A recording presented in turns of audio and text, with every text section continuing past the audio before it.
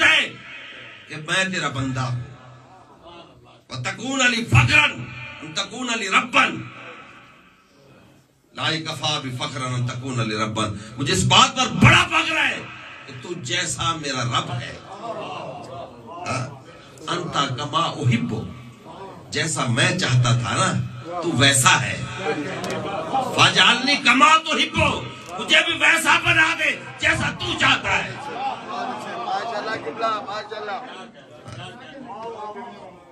کیا میرے مولا کی مناجات ہے، کیا مناجات ہے. خدا کی قسم لوگ کہتے ہیں آئیں جناب کچھ آپ چھوڑ دیں کچھ ہم چھوڑ دیں. کچھ آپ چھوڑیں کچھ ہم چھوڑیں، ہم مل کر بیٹھیں. کچھ آپ تاریخ سے نکالیں کچھ ہم تاریخ سے نکالیں. بھئی تاریخ سے نکالنے سے بہتر نہیں ہے کہ ہم ان کو دل سے نکالیں جن کو رسول نے نکالا.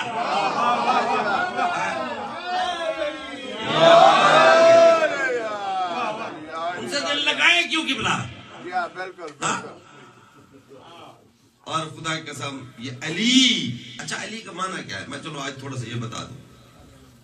علی قبلہ یہ اس میں مبالغے کا صیغہ ہے.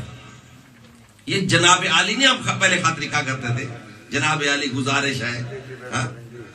علی جو کبھی بلند ہو اور کبھی بلند نہ ہو. اسی طریقے سے حسن، حسن یعنی تشدید نہیں ہے، یہ ڈبل ایس نہیں ہے. حسن ایک ایسے ہے، اگر ڈبل ڈالیں گے تو عرب میں یہ کوئی معنی بنتا ہی نہیں ہے کس کا. ٹھیک ہے نا جی. حسن یہ بھی مبالغے کا صیغہ ہے. حسین یہ بھی مبالغے کا صیغہ ہے. عقیلہ یہ بھی مبالغے کا صیغہ ہے. خطیب یہ بھی مبالغے کا صیغہ ہے. سامعین محترم، علی اسی لیے یہ نام رکھا، علی نہیں رکھا. یعنی علی کا معنی بھی بلند ہے. جناب علی یس اسم فعل ہے جو کبھی بلند ہو اور کبھی بلند نہ ہو. علی وہ ہے کہ جس سے کبھی بلندی جدا ہی نہ ہو.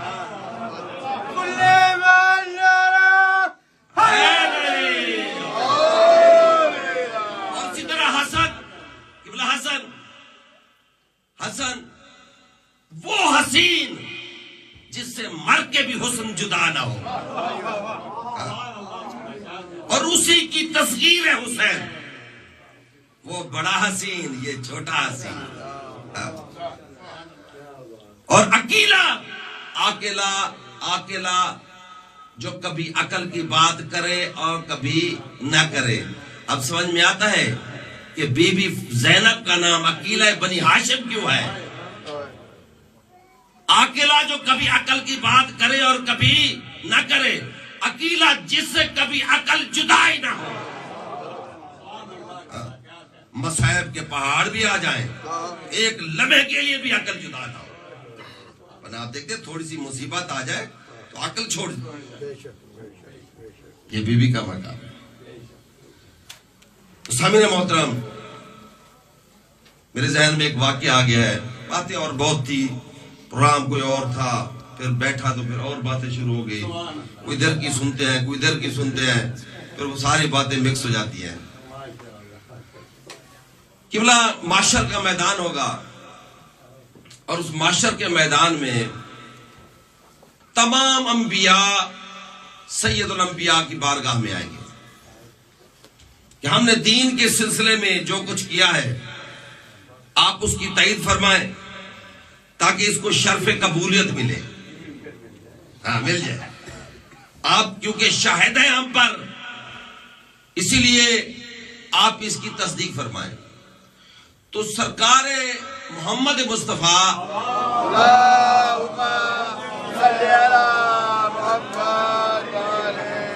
پھر بھی درود پڑھنے بلند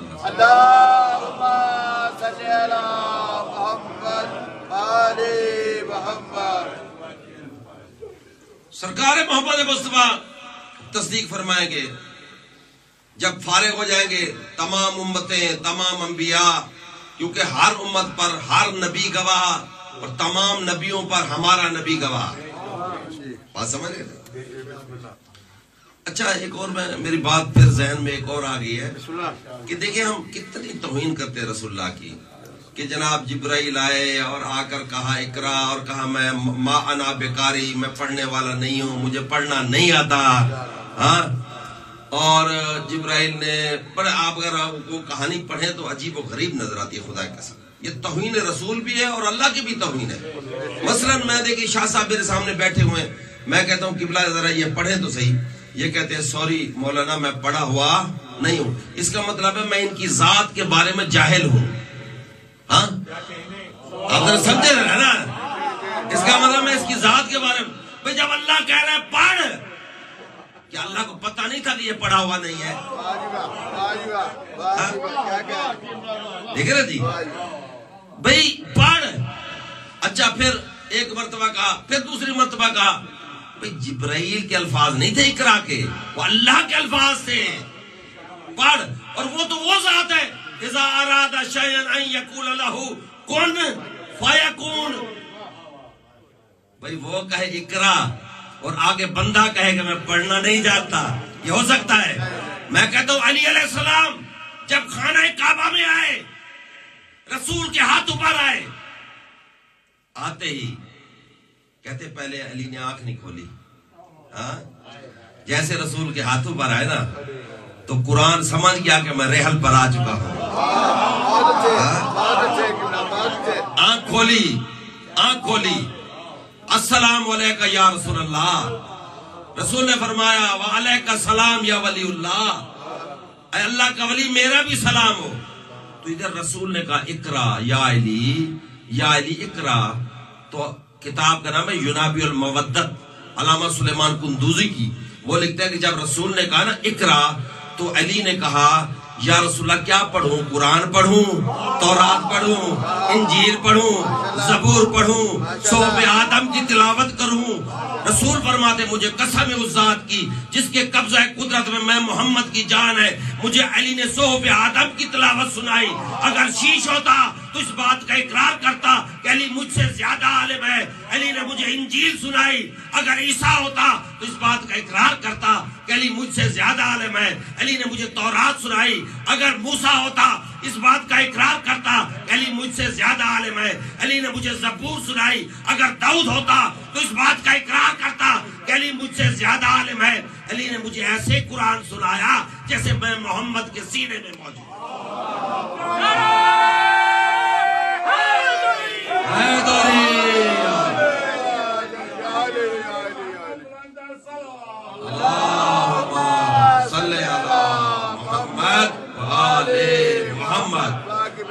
بھئی کیوں خاموش ہوئے؟ رسول کیوں خاموش ہوئے؟ ہو سکتا ہے مذاق نہ بڑھو رسول کو. بھئی علی نے بول کر بتا دیا جب میں رسول کے ہاتھوں پر اقرا کہنے کے بعد خاموش نہیں رہ سکتا تو یہ میرا سردار کیسے خاموش رہے گا؟ اور اللہ کہے اقرا اور یہ خاموش رہے، یہ ہو سکتا ہے؟ انشاءاللہ. دیکھیں دوستو ایک بات یاد رکھو کہ جب جبرائیل آیا نا، یہ ہماری سنی بھائیوں کی کتابوں میں ہے کہ اس کے ماتھے پر لکھا ہوا تھا لا الہ الا اللہ محمد رسول اللہ. تو معلوم ہوا کہ وہ پڑھانے نہیں آیا تھا، وہ پڑھنے آیا تھا. وہ پڑھانے نہیں آیا تھا بلکہ وہ امتی بن کے آیا تھا. اب ہماری کتابوں میں کیا ہے کہ جب جبرائیل آیا تو اس کی پیشانی پر لکھا ہوا تھا لا الہ الا اللہ محمد رسول اللہ علی ولی اللہ. ہم کہتے ہیں علی آج کی پیداوار نہیں ہے، جب سے علی ہے ولی ہے.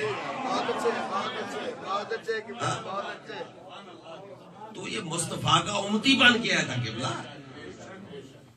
یہ کوئی پڑھانے نہیں آیا تھا.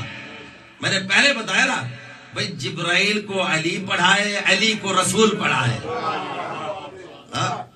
ہمارا تو یہ عقیدہ ہے نا.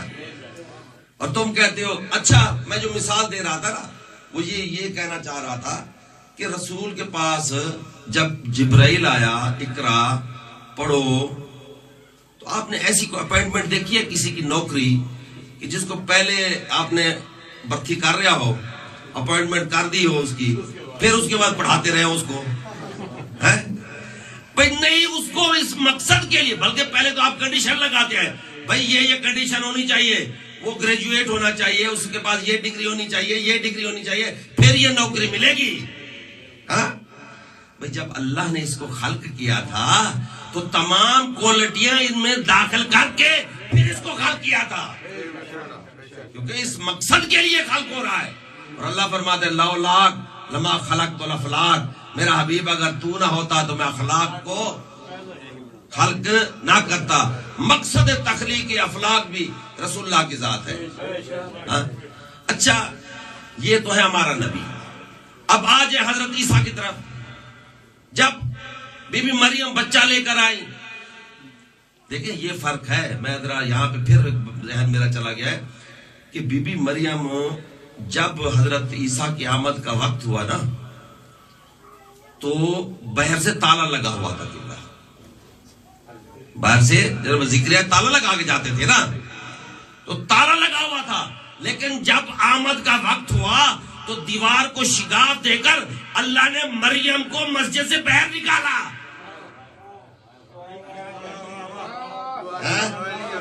بھائی یہی فرق ہے عیسیٰ میں اور علی میں کہ اس کو باہر نکالا، اس کو اندر بلایا.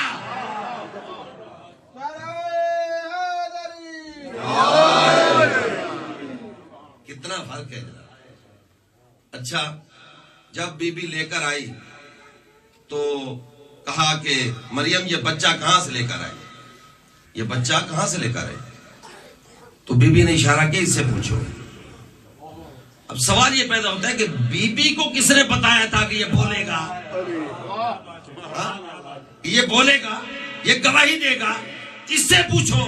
تو معلوم ہوا فقط معصوم کو وحی نہیں ہوتی، نبی کو وحی نہیں ہوتی، نبی کی ماں کو بھی وحی ہوتی ہے. ورنہ گھر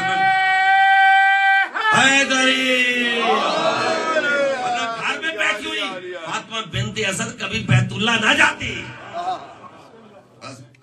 اچھا جب پوچھا کہ بھئی یہ بچہ کہاں سے آئے تو وہ بچہ خود بول پڑا، انی عبداللہ اتانی الکتاب وجعلنی نبیا، میں صاحب کتاب ہوں، میں صاحب شریعت ہوں.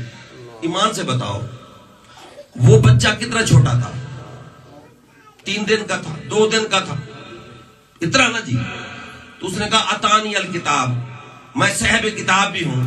تو کسی نے سوال نہیں کیا کہ وہ کتاب کہاں ہے؟ وہ کتاب کہاں ہے عیسیٰ جو تو لے کر آیا ہے؟ تو معلوم ہوا انجیل موسیٰ کے دل میں تھی،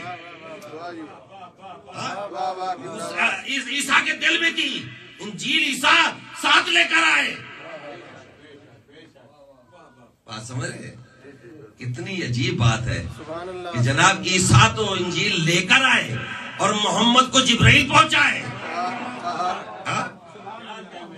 بلکہ میں آپ کو بتاؤں رسول اللہ کے بارے میں اللہ فرماتا ہے اے موسیٰ اگر تورات لینی ہے کوہ طور پہ آ جا، اے عیسیٰ اگر انجیل لینی ہے کوہ سعیر پہ آ جا.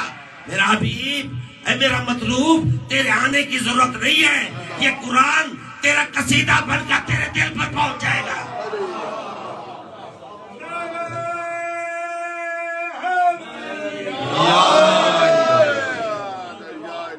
نزل بہ روح الامین علی قلبک، تیرے دل پر اتارا ہے روح الامین نے. کہاں پہ؟ دل پر. اور جہاں دل پر قرآن ہے رسول فرماتے الفاطمہ تو قلبی، فاطمہ میرا دل ہے.